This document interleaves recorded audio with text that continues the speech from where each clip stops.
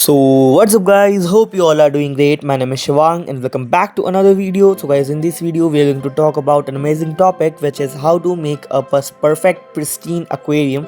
This is a beginner series first video, so stay tuned for the end and learn something new every day. So guys, in today's video we are going to make a perfect beginner aquarium which is easy to maintain, easy to clean and easy to care for. So let's get started.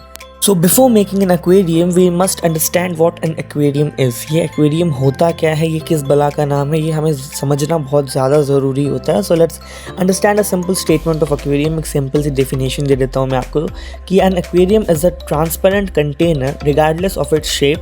You can make an aquarium anywhere. Usually an aquarium of glass or acrylic used for keeping aquatic plants and animals, typically fish, but snails and shrimps can also be kept. It's a controlled environment starting from water chemistry, water parameters or to temperature. It's a mini underwater ecosystem you can keep in a home or a public space or a classroom for students to study aquatic ecosystems and the creatures underwater.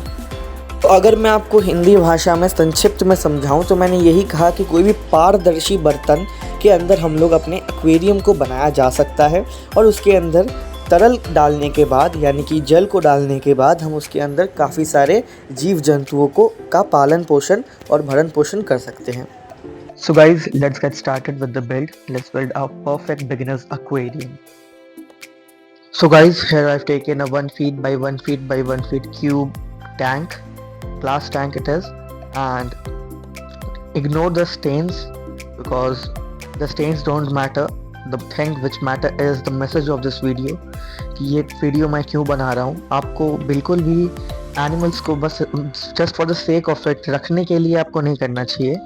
आपको उनको proper husbandry देने के लिए animals को रखना चाहिए और उनकी लाइफ को बेटर बनाना चाहिए. तो विदाउट वेस्टिंग एनी टाइम, जैसा कि मैं आपको बता सकता हूँ यहाँ पे कि इस टैंक के अंदर मैंने सॉइल डाल दिया है.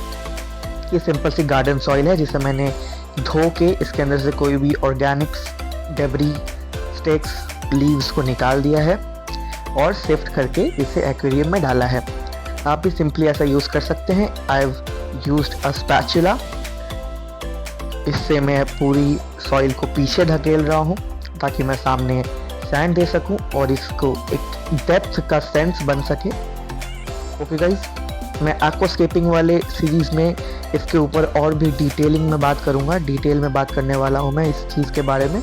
So stay tuned for that. For now, जैसा कि आप देख सकते हो, एक 1 इंच थिक लेयर बन चुकी है which is absolutely fine for any root feeder जैसे कि क्रिप्टोकोरीन्स, Sagittarius subulata, Vallisneria, and there are a lot of plants which are majorly dependent on their roots, so we must give them a very nutritious base to grow on.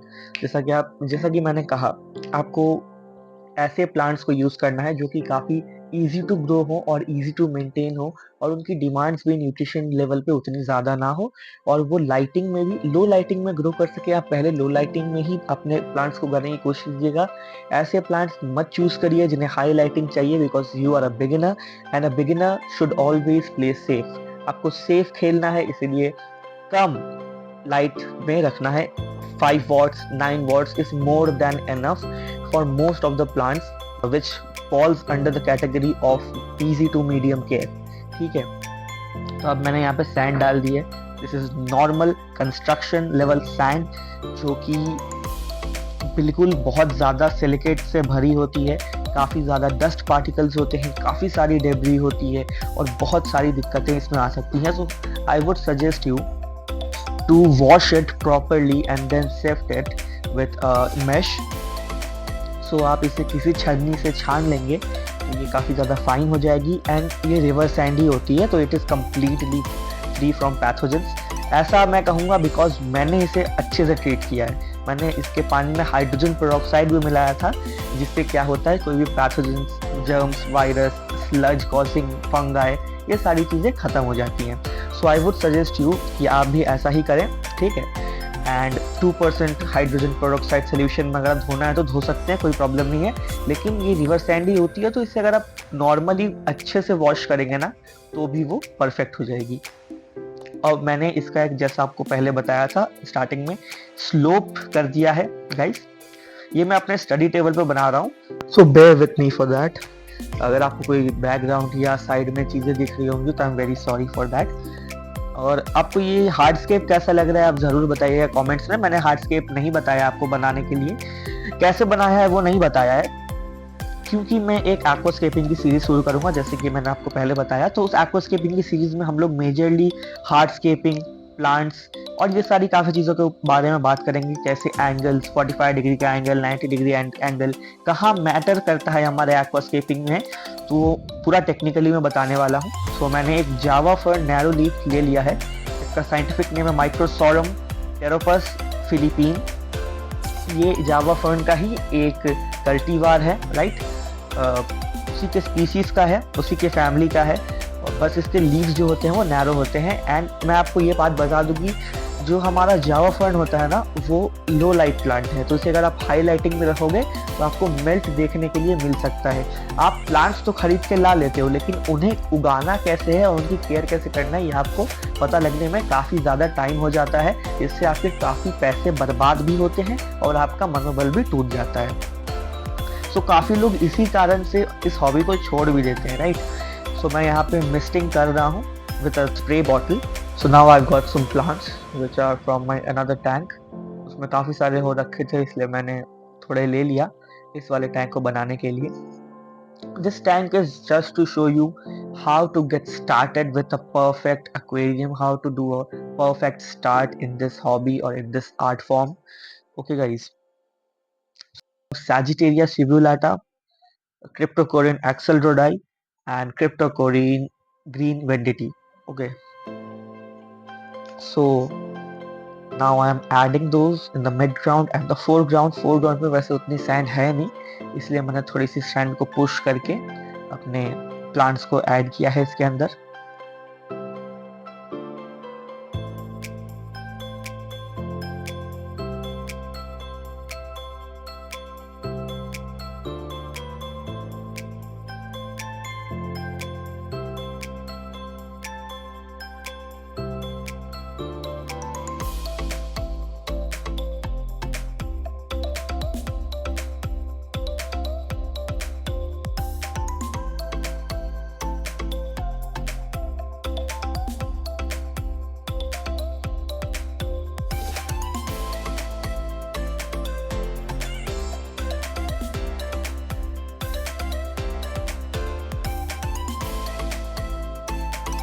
Then I went to the biggest and the most healthiest tank of my studio, which is this one, which you can see easily that all the fishes and the plants are living their best and they are doing their best. The swimming patterns and the colors on them, the vibrant colors on them are looking good. So I'm here to just take a few cuttings of the stem plants, which is Rotala wallichi and Ludwigia repens. Both are easy to grow plants and my one of the favorite plants. So guys, as you can see, all the fishes think that I'm going to feed them, but they had already had their food. उन्होंने पहले ही खाना खा रखा था और that's why I'm just trimming the plants and not paying attention to the fishes. तो मैंने यहाँ से कुछ 12-15 स्टेम्स काटी थी और मुझे ये काफ़ी जल्दी ग्रो हो जाएंगे मुझे पता है, बिकॉज बट आपको जैसा लग रहा हो कि ये टैंक में CO2 है, बट नहीं, ये टैंक में CO2 नहीं है। मैंने इसे भी उसी डर्टेड मेथड से बनाया है जो मैं आज आपको बता रहा हूँ।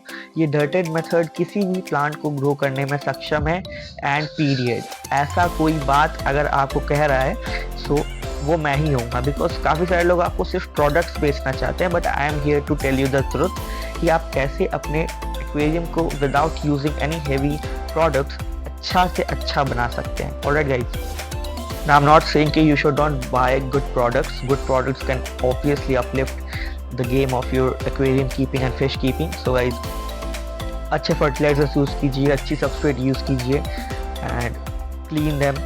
ओके गाइस, हमारा हॉबी है पानी साफ रखने की hobby, right. So we must use proper filtration methods, chemical, biological and physical. So let's get back to aquascape जो हम बना रहे हैं। So I have added the plants in the background और बैकग्राउंड में ही स्टेम प्लांट्स को use करिए।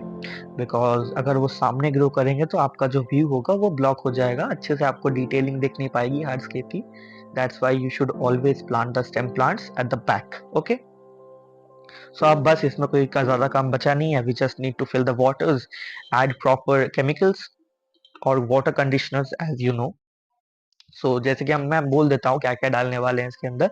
इसके अंदर हम थोड़ा नाइट्रीफाइंग बैक्टीरिया डालने वाले हैं, ठीक है, दिस नाइट्रोसोमोनास बैक्टर।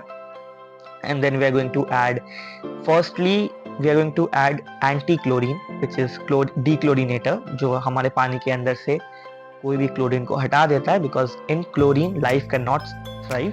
ठीक है, लाइफ रह ही नहीं सकती, हमारे बैक्टीरिया जो है वो खत्म हो जाएंगे, तो वो एक प्रॉपर बायोलॉजिकल इकोसिस्टम बन ही नहीं पाएगा। Okay guys, so that's why we need to understand this कि हमारा जो ये नेचर एक्वेरियम है, इसे इसकी नेचुरल प्रोसेस जो है इसको हम लोग को सस्टेन करके रखना है और इसके अंदर कोई भी फर्दर केमिकल्स यूज नहीं करने हैं। ओके गाइस, जैसे कि वाटर क्लैरिफायर्स बहुत लोग यूज करते हैं। अगर आपका फिल्ट्रेशन सही है और आपका टैंक परफेक्टली साइकिल्ड है तो आपका वाटर क्लीन ही रहने वाला है।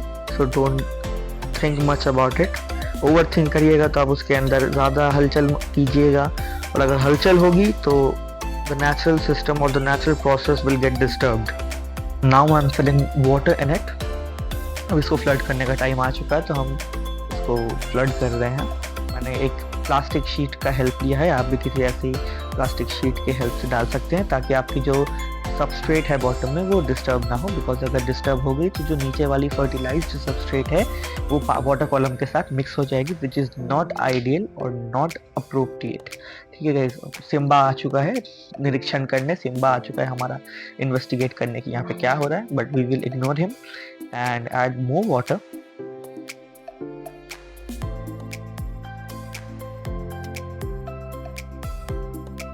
जैसा कि आप यहाँ देख सकते हैं, हमारा जो अनुबियस लगाया हुआ था वो कम्प्लीटली अपरूट हो गए हैं, और जो साजिटेरिया था वो भी अपरूट हो गया है। So don't get disheartened by this, ये बहुत ही कॉमन चीज़ है, सबके साथ होती है। So for the filtration I have kept it simple. मैंने यहाँ पे एक स्पंज फिल्टर यूज़ किया है with an aerator which is a perfect beginner filter. So इसे यूज़ कीजिए, इसमें वाटर एजिटेशन भी अच्छे से होगा, ऑक्सीजन प्रोडक्शन भी अच्छे से होगा, एंड देन ये जो आपका फिजिकल फिल्ट्रेशन का सिस्टम है वो भी अच्छे से काम करेगा, और बायोलॉजिकल फिल्ट्रेशन तो आपकी सबस्ट्रेट कर ही रही है। That is it for today guys, hope you learn something new and I hope that you know how to start your beginner journey. So thanks for watching guys, see you in the next one.